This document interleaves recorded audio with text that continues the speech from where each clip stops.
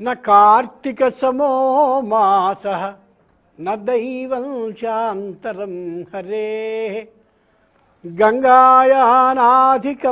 తోయం ఆమలకాదౌషధం నత్తు.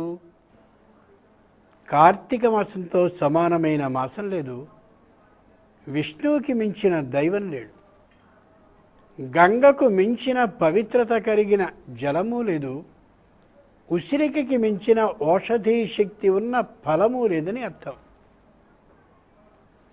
ఇక్కడ ఓ మహావిశేషాన్ని అర్థం చేసుకోవాలి. శంకరుడు చేసినటువంటి పనులన్నీ కూడా అకృత్యాలుగా కనిపిస్తాయి. కృత్యము అంటే చేయదగిన పని, ఆకృత్యము అంటే చేయకూడని పని అని.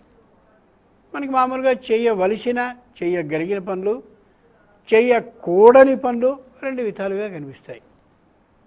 కానీ శంకరుడి పనుల్ని చూస్తే ఆయన చేసిన పనుల్లో చాలా చేయకూడని పనులుగా కనిపిస్తాయి. పై దృష్టితో చూస్తే, లో దృష్టితో చూస్తే చాలా చక్కగా చేశాడు అనేది అనిపిస్తుంది. అది ఎప్పుడు తెలుస్తుంది? జ్ఞానదీపేన భాస్వత. జ్ఞానదీపం పెట్టి కానీ చూసినట్టయితే అదే చెయ్యదగిన పని అనిపిస్తుంది. జ్ఞానదీపాన్ని పెట్టి కానీ చూస్తే అదే నిజమైన పనిగా కనిపిస్తుంది. జ్ఞానదీపాన్ని పెట్టకుండా చూస్తే అది తప్పైన పనిగా కనిపిస్తుంది. ఉదాహరణకి దక్ష ప్రజాపతి చేస్తున్న యాగాన్ని గురించి అనుకుందాం. పై కథ అనుకుని తర్వాత లోకథకి వద్దాం. అసలు కథ ఏమిటో సరిగా తెలిస్తే దానిలో విశేషం మనకి తెలుస్తుంది. కథ తెలియనప్పుడు అంతరర్థాన్ని ఆలోచించడం కష్టమవుతుంది. ఏమిటా కథ? అమోఘమైనటువంటి యాగం జరుగుతోందో చోట. జరుగుతున్నటువంటి సందర్భంలో ప్రజాపతులలో ఒకడైనటువంటి దక్ష ప్రజాపతి అక్కడికి వచ్చాడు.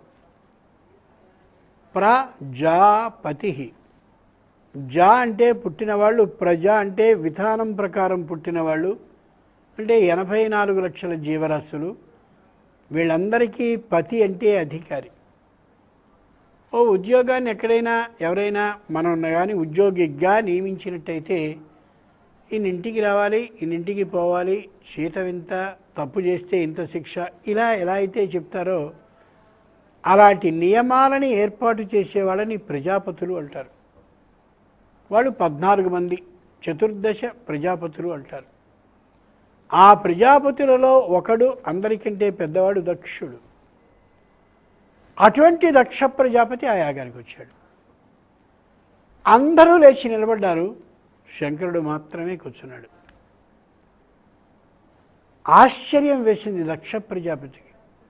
శంకరుడు ఒక్కడూ కూర్చున్నాడేమిటి, నేను వస్తే అందరూ నిలబడ్డారు. కొంతమందికి అలవాటు ఉంటుంది, తాను వచ్చినప్పుడు అందరూ లేచారా, లేచి కూర్చున్నారా, లేక ఎవరైనా కూర్చుండే పోయి ఉన్నారా, లేవలేదా, అది గమనించుకోవడం కొందరికి అలవాటు. దక్ష ప్రజాపతి చాలా జాగ్రత్తగా పరిశీలించాడు. శంకరుడు మాత్రమే లేచి అభివాదాన్ని చేయలేదు. అలాంటి సందర్భంలో మళ్ళీ ఓసారి చూశాడు. పొరపాటున ఏదైనా కూర్చున్నాడేమో, మళ్ళీ ఓసారి స్వాగత అభివాదాన్ని చేస్తాడు అని. శంకరుడు చూసి కూడా కూర్చునే ఉన్నాడు తప్ప నిలబడలేదు. ఇది విశేషం. పురాణపు కథని వింటే చిత్రమైన ఆలోచన మనకు కలుగుతుంది. అసలు శంకరుడు లేకపోతే, శంకరుడు దక్ష ప్రజాపతి రాకని గమనించలేదని దక్షుడు అనుకుని ఉంటే ఇబ్బంది ఉండేది కాదు. కానీ దక్షుడు స్వయంగా వచ్చాడనే విషయాన్ని శంకరుడు చూశానన్నట్టుగా దక్షుడు చూస్తూ ఉండగా కూడా చూసి అయినా కూడా లేవలేదు. అది బాధ అనిపించింది. నేను వచ్చానని గమనించి నాకేసి చూసి అయినా సరే ఇంతమందిలో కూర్చుంటాడా? అవమానాలు రెండు విధాలు. ఏకాంతంగా అవమానం జరిగిందనుకోండి, అది పెద్ద బాధ అనిపించదు, ఒక్కడే కాబట్టి ఏదో జరిగిపోయిందని. ఆ అవమానం 10 మందిలో కానీ జరిగిందా, ఆ అవమానం పెద్దదిగా అవుతుంది. ఆ 10 మందిలో జరిగినటువంటి అవమానాన్ని 10 మంది 10 చోట్ల చెప్పారా, ఇంకది మరింత అవమానంగా అయిపోతుంది. వచ్చిన వాళ్ళందరూ కూడా ఎవరంటే ఋషులు, మహర్షులు, ఇంకా పెద్దదైనటువంటి దేవతల్లో చాలా చాలా ఉత్తమ స్థానాల్లో ఉన్నటువంటి వాళ్ళు అందరూ చూస్తూ ఉండగా శంకరుడు లేవలేదు. దాంతో అవమాన భారం మరింత పెరిగింది దక్ష ప్రజాపతికి. ఇలా ఉన్నప్పుడు ఎవరైనా ఏం చేస్తారు? శంకరుడి పొగరుని అణిగించాలనే అభిప్రాయం కలిగింది దక్ష ప్రజాపతికి. సహజం అది లోకంలో. వెంటనే నిర్ణయించుకున్నాడు, ఓ యాగాన్ని చెయ్యాలి. ఆ చేసినటువంటి యాగానికి శంకరుణ్ణి మాత్రమే పిలవకుండా చేయాలి. అది ఆయన ఆలోచన. పురాణం ఎప్పుడూ కూడా దూరంగా ఉండదు. పురాణం మనుష్యులకి దగ్గరగా ఉంటుంది. మనుష్యులకి మాత్రమే దగ్గర కాదు, మనసులకి దగ్గరగా ఉంటుంది. మనసులకి మాత్రమే దగ్గర కాదు, వ్యక్తితో సంపూర్ణంగా ఏకీభవిస్తూ వెడుతుంది. నేను ఆ పరిస్థితిలో ఉంటే నేను అలాగే చేసేవాడిని అన్నట్టుగా ఉంటుంది. అది విశేషం. శంకరుణ్ణి పిలవద్దు, మిగిలిన అందరినీ పిలిచి యాగం చేయాలి. ఆ చెయ్యడం కూడా ఎలాగా? శంకరుణ్ణి పిలవలేదనే విషయం శంకరుడికి అర్థమయ్యేలా అందరినీ పిలవాలి. అది విశేషం. అంటే కైలాసానికి వెళ్ళి చుట్టూరా వాళ్ళందరినీ పిలుస్తూ శంకరుడు వినేలా పిలుస్తూ ఆయన్ని మాత్రమే పిలవలేదనే విశేషం అందరికీ అర్థమయ్యేలా చేయాలి. ఎంత దారుణమో చూడండి. లోకంలో కొందరికి ఈ లక్షణం ఉంటుంది. పురాణంలో ఏది చెప్తే అదే లోకంలో ఉంటుంది తప్ప లోకంలో లేనిది ఎక్కడా పురాణంలో ఉండదు. చిత్రం ఏంటంటే కొంతమంది ఏ విషయాన్ని పట్టించుకోరు. కొంతమంది ప్రతి చిన్న విషయాన్ని భూతద్దంలో పెట్టి చూస్తారు.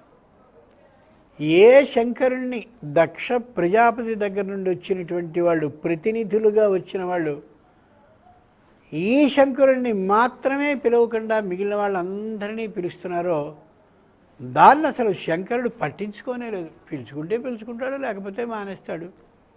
ఆయన చేసే యాగం ఆయన వశంలో ఉంటుంది. నేను వెళ్ళి నన్ను పిలవలేదేమిటని నేను అడిగేందుకు నేనేమండి. ఓ ఇంట్లో పెళ్లి జరుగుతూ ఉంటే వాళ్ళు మనని పిలవలేదు అనుకుందాం, వాళ్ళకి పిలవాలనిపించలేదు, పిలవలేదు అని అనుకునేటటువంటి బుద్ధిమంతుడు ఉంటాడు. ఒక్కొక్కడు అందరినీ పిలిచి నన్ను ఎందుకు పిలవలేదని మదన పడిపోతూ ఉంటాడు. ఆ మదన పడడం అనవసరం. అవతలి వాడికి పిలవాలనిపించలేదు, నిన్ను పిలవలేదు. నువ్వు ఇంకో అవకాశం వచ్చినప్పుడు నువ్వు పిలవకుండా ఉంటావో పిలుస్తావో అది నీ ఇష్టం. అంతే తప్ప ఎందుకు నన్ను పిలవలేదు అని 10 మంది చేత పిలిపించేలా చేసుకుని పిలిపించుకుంటే అంతకంటే అసహ్యమైన పని మరొకట్లేదు. అంచేత శంకరుడు దాన్ని త్యజించేశాడు, విడిచేశాడు. అసలు పట్టించుకోలేదు. చేసుకుంటే చేసుకుంటాడు, యాగం చేసుకొని నాకేమి అని. చిత్రం ఏంటంటే భార్యాభర్తలు ఇద్దరిలోనూ ఒకళ్ళు గట్టిగా ఉన్నప్పటికీ కూడా భార్య సహజ కాతరాహి స్త్రియ, వాళ్ళకి మానసికమైనటువంటి అసంతృప్తి హెచ్చుగా ఉంటూ ఉంటుంది. నన్ను పిలవలేదేమిటి అనే బాధ ఉంటూ ఉంటుంది. పైగా పిలువవలసినటువంటి వాడు ఎవరో కాదు, తన తండ్రి. మా నాన్న నన్ను పిలవకుండా నా భర్తని పిలవకుండా యాగాన్ని చేస్తాడా అని ఆవిడ చాలా దుఃఖించింది. పుట్టింటి నుంచి కబురు లేకపోవడం తట్టుకోలేకపోయింది ఆవిడ. కొన్నాళ్ళు ఓర్చుకుంది. ఇంకా యాగం ఏ రోజు ప్రారంభం అవుతుందో ఆ రోజుకి వెనుకటి రోజు వచ్చిందంటే రేపటి రోజున యాగ ప్రారంభం. దేవలోకం నుంచి విమానాలన్నీ వెళ్ళి సరిగ్గా తన పుట్టింటి వైపుకే సాగుతూ పుట్టింటి దగ్గర ఆగుతూ ఉన్నట్లుగా అనిపించింది దూరంగా చూస్తుంటే. చాలా దుఃఖం వచ్చింది. నన్ను నా భర్తని మాత్రమే పిలవకుండా యాగాన్ని చేస్తున్నాడు, పోనీ చివరి ప్రయత్నంగా ఒకటి చేస్తే అని భర్తని అడగకూడదు అనుకుంటూనే అడిగింది. పోనీ మనం వెడదామా అని ఏంది తప్ప నేను ఒక్కతిని వెడతాను అనలా. బాగా పరిశీలించాలి పురాణాన్ని. ఆయన అన్నాడు, పిలవనటువంటి దానికి వెళ్ళడం నాకు సరైనటువంటి ఆలోచనగా అనిపించడం లేదు, కాబట్టి నేను వచ్చే ఉద్దేశంలో లేను. స్పష్టంగా చెప్తాడు శంకరుడు. ఎక్కడైనా సరే లౌక్యంగా తప్పించుకోవడం కానీ అప్పటికి ఆ విషయం చూద్దాంలే కానీ అన్నాడు. ఖచ్చితంగా ఉన్నదన్నట్టుగా చెప్పే లక్షణం శంకరుడిది. అంచేతనే ఆయన వృష వాహన, ధర్మాన్ని వాహనంగా, ధర్మానికి ప్రతీక అయినటువంటి ఎద్దుని వాహనంగా చేసుకుని కనిపిస్తాడు. ఆయన పిలవలేదు, నేను రావడం ఆయనకి ఇష్టం లేదు, పిలవలేదు కాబట్టి రావడం ఇష్టం లేనిటువంటి చోటికి నేను వెళ్ళడం నాకు సబబు కాదు కాబట్టి నేను రాను. ఖచ్చితంగా చెప్పాడు. ఆవిడంది, మా నాన్నే కదా చేసేది, నేను వెడితే నీకేమైనా అభ్యంతరమా అన్నట్టుగా. నువ్వు వెడితే వెళ్ళు, కానీ ఓ మాట చెప్పాడు చూడండి, ధర్మే చార్థే చ కామే చ త్వయేషా నాతి చరితవ్య నాతి చరామి. ధర్మ విషయంలో, అర్థ విషయంలో, కామ విషయంలో అతిచరించి ప్రవర్తించుతావా? ప్రవర్తించాను అని ప్రతిజ్ఞ చేయిస్తారు వివాహంలో.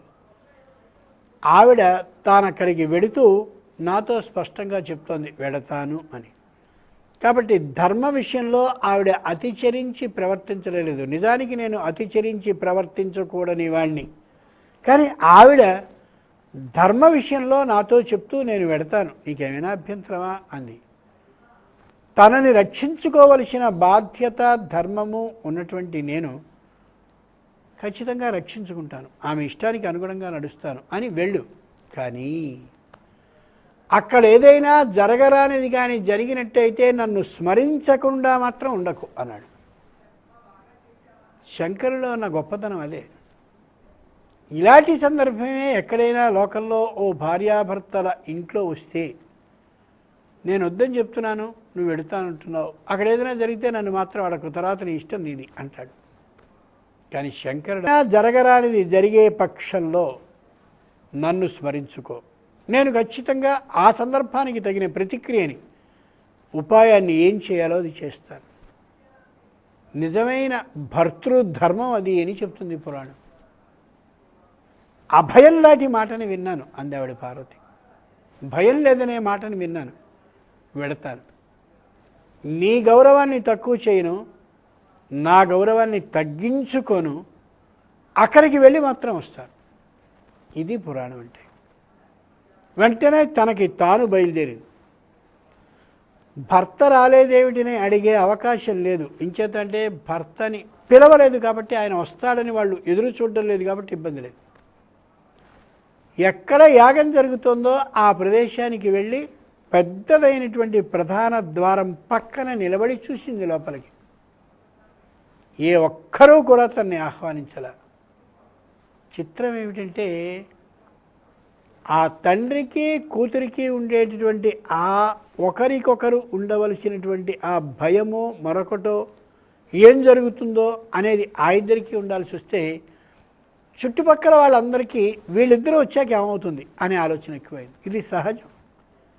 లోకల్లో ఎప్పుడూ కూడా ఆయన ఇంకా రాలా, వచ్చాక ఏమవుతుందో చూద్దాం అని అన్ని పనులు మానుకుని చూస్తూ ఉంటారు. ఇక్కడ అలాగే ఋత్విజులు, వేద పండితులు, ఇంకా వచ్చిన వాళ్ళు, ఇంకా దాంట్లో కార్యక్రమంలో భాగస్వాములైనటువంటి పరిచారకులు అందరూ చూస్తున్నారు పార్వతి వచ్చాక ఏమవుతుందో అని. అనుకున్నట్టుగానే ఆవిడ వచ్చింది. ప్రధాన ద్వారం దగ్గర మాత్రమే ఆగింది, లోపలికి వెళ్ళా. ఇది నా ఇల్లు కాబట్టి నాకు హక్కు ఉంది, నేను వస్తాను, ఇట్లాంటి వెర్రి మాటలు ఏం మాట్లాడలే ఆవిడ. సర్వమంగళ, అందరికీ శుభమే జరగాలని కోరుకునే లక్షణం ఉన్నటువంటిది పార్వతి తప్ప నాశనం చేయాలని అనుకున్నది కాదు. క్షణంలో ఆవిడ నాశనం చేయగలదు పెద్ద విశేషంగా. ఎప్పుడైతే చూసిందో దక్ష ప్రజాపతి తలని పక్కకి తిప్పుకుని హోమం చేస్తూనే ఉన్నాడు తప్ప, కూతురు వచ్చిన విషయాన్ని గమనించని వాడుగానే నటిస్తున్నాడు తప్ప గమనించకుండా మాత్రం ఉండలేదు. గమనించాడు ఆయన. అలాగే ఋత్విజులైన వాళ్ళందరూ కూడా ఎక్కడ దక్ష ప్రజాపతి ఇష్టానికి విరుద్ధంగా వాళ్ళు ఆవిడని లోపలికి రమ్మని పిలిచినా, లేక ఆవిడకేసి చూసినా, ఆవిడకేసి చూసి మరి ఆవిడ వచ్చిందండి ఏం చేయమంటారని అడిగినా, ఏమైపోతుందో మళ్ళీ మాకెందుకు ఇది, ఆయన ప్రజాపతి, మేము ఋత్విజులం, సామాన్యమైనటువంటి పూజని చేయించే, వ్రతాన్ని హోమాన్ని చేయించే బాధ్యతని తీసుకుని వరుణ అంటే వారి దగ్గర నుంచి ఈ పని చేయించండి అని చెప్పి కేవలం తాంబూలాన్ని తీసుకుని చేస్తున్న వాళ్ళు, మాకెందుకు ఈ కష్టమని వాళ్ళు మామూలుగా పార్వతిని చూసి కూడా మౌనంగా వాళ్ళు చేయవలసిన పని చేస్తున్నారు, వైదికమైన కృత్యాన్ని. పార్వతి అందరినీ చూసింది. సొంత సోదరులు కూడా రమ్మని పిలవలేదు, తండ్రి ఏమాత్రమూ పిలవలేదు. తల్లి మాత్రం కంటి నీరు అలా గుడ్ల కుక్కుని పాపం అక్కడక్కడ సంచరిస్తోంది. ఏం చేస్తుంది? అక్కడే నిలబడి యాగం కొంతసేపు ఇంకా ఇంకా ఇంకా ఇంకా అవుతూ ఉంటే కాలి బొటనవేలితో యోగ అగ్నిని నగుల్చుకుని ఒక్కసారి భూతురాలు అయిపోతూ శివా పెద్దగా స్మరించింది. అసలే శంకరుడు బుద్ధి మొత్తం ఇక్కడ ఉంచాడేమో. ఎప్పుడైతే శివాని ఈవిడ అలా ఒకసారి హృదయపూర్వకంగా, ఎలా హృదయపూర్వకంగా, వాంగ్ మనఃక్రియలు, వాక్ అంటే మాటగా, మనః అంటే మనసులో వచ్చిన దుఃఖంతో క్రియారూపంగా ధ్వనిని చేస్తూ రక్షించాలనే అభిప్రాయంతో అందో, ఈ వాంగ్ మనఃపూర్వక క్రియాపూర్వకంగా త్రికరణ శుద్ధిగా అనేసరికి వెంటనే ఆయనకి అర్థమైంది. వెంటనే ఆలోచించాడు, పరిస్థితిని ఒకసారి దివ్య దృష్టితో గమనించాడు. జటాజూట స్థాను రుద్ర ఉమాపతి, వెంటనే ఒక జడని తీసి నేలకి కొట్టాడు. వీరభద్రుడు పుట్టాడు దాంట్లోంచి. జడని తీసి నేలని కొట్టాడు, వీరభద్రుడు పుట్టాడు. పుట్టి వేగంగా వెళ్ళాడు. ఏం చేయాలి అని అడగల. వెంటనే వెడుతూనే ప్రధాన ద్వారం నుంచి లోపలికి చిమ్ముకుంటూ విడిచిన బాణంలో వెళ్ళాడు. అక్కడ ఋత్విజులందరినీ కూడా పెద్ద పెద్ద గరిటెల్లా కనిపిస్తున్నటువంటి ఏ శృవాలు అంటే నేతిని పోసేటటువంటిది, నేతిని నింపేవి గరిటెలుగా కనిపిస్తున్నాయో వాటిని పుచ్చుకుని మోదవలసినట్టుగా మోది ఋత్విజులందరినీ పారిపోయేలా చేశాడు. ఒక్క యాగ అగ్నిగుండం దగ్గర ఒక ఋత్విజుడు లేడు. ఒక్క ఋత్విజుడు కూడా. ఋత్విజుడు అంటే యాగాన్ని చేయించేవాడని అర్థం. అందరూ ఖాళీ అయిపోయారు. ఇక చూడ్డానికి వచ్చిన వాళ్ళ వైపు చూస్తుంటే వీళ్ళందరూ పారిపోయారు. ఇక మనకి ఆ తర్వాత ఈ కానుక మనందరికీ వస్తుందని చెప్పి, అబ్బో మాకొద్దని చెప్పి ఆ బహుమానాలను తీసుకోవడం ఇష్టం లేక వీడి పారిపోయారు. ఇలా వరుసగా వచ్చినటువంటి వాళ్ళందరూ వెళ్ళిపోయారు. అంతకుముందు ఋత్విజులు వెళ్ళిపోయారు. ఇక మిగిలినటువంటివి హోమ అగ్నిగుండాలు, పెద్ద పెద్ద పందిళ్ళు. పందిళ్ళకి ఉండేటటువంటి ఆధారభూతంగా ఉన్న స్తంభాలని పెకలించి వేశాడు. పందిళ్ళు మొత్తం కుప్పకూలి ఆ హోమగుండంలో పడ్డం ప్రారంభించాయి. అలా పడగానే ఎక్కడెక్కడున్నటువంటి నీళ్ళని తీసుకొచ్చి విపరీతంగా పోశాడు హోమాల్లో, హోమగుండాల్లో. మధ్యలో ఆగింది.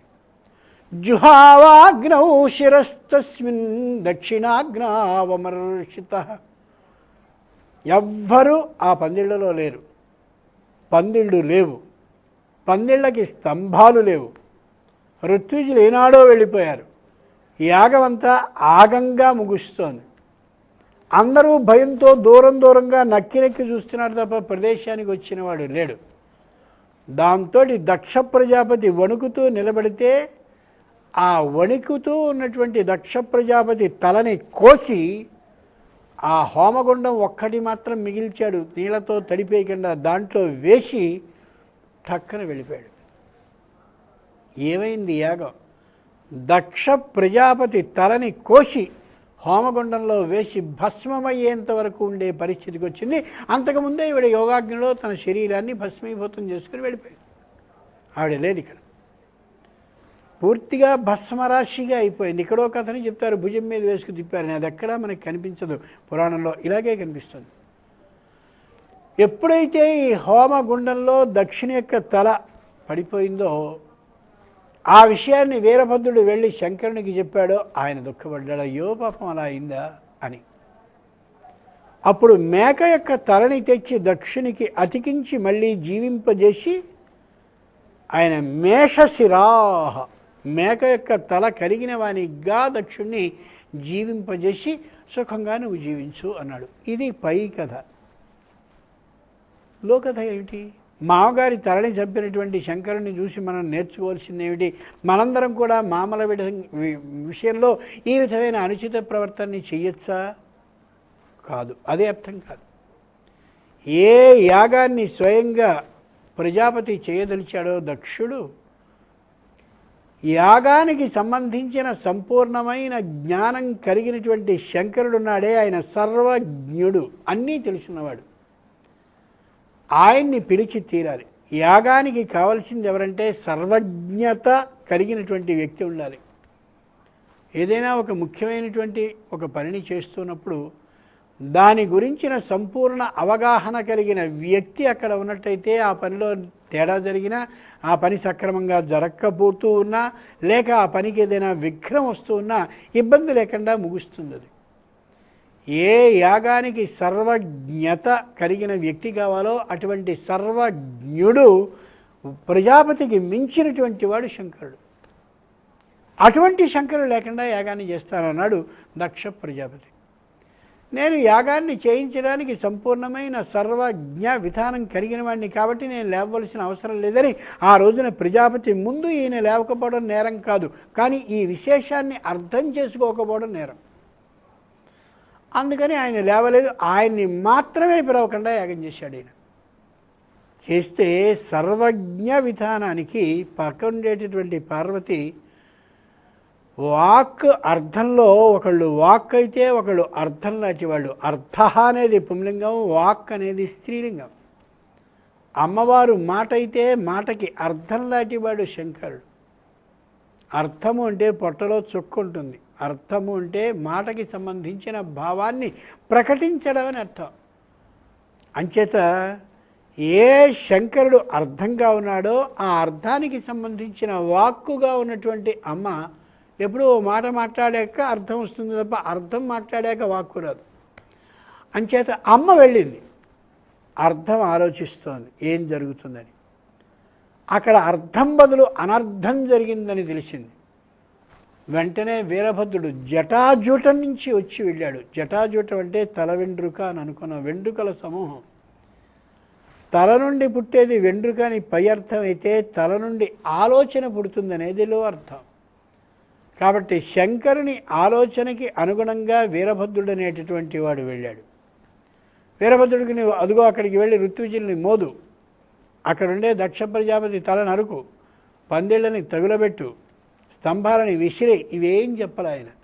కానీ శంకరుని యొక్క జటాజూటం అంటే తల ఆలోచన కాబట్టి ఆలోచనానికి అనుగుణంగా చేయవలసిన శంకరుని ఆలోచనకి సరిపోయిన పనంతా వాడు చేశాడు. చేసేసి వీరభద్రుడు తిరిగి వచ్చాడు. తిరిగి వస్తూ దక్షిణ యొక్క తలని నరికి హోమంలో అక్కడ హోతం చేసి మరీ వచ్చాడు. తల అనేది ఆలోచనకి స్థానం.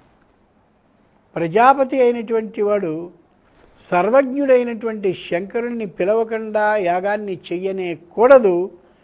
ప్రజాపతులు ఏర్పాటు చేసిన నియమాలకి అనుగుణంగా ఏదైనా ఒక రాజ్యాన్ని ఏలాలి అంటే ఆ రాజ్యానికి సంబంధించిన ఏలుబడికి సంబంధించిన సూత్రాలని నియమాలన్నింటినీ ఓ చోట రాయాలి.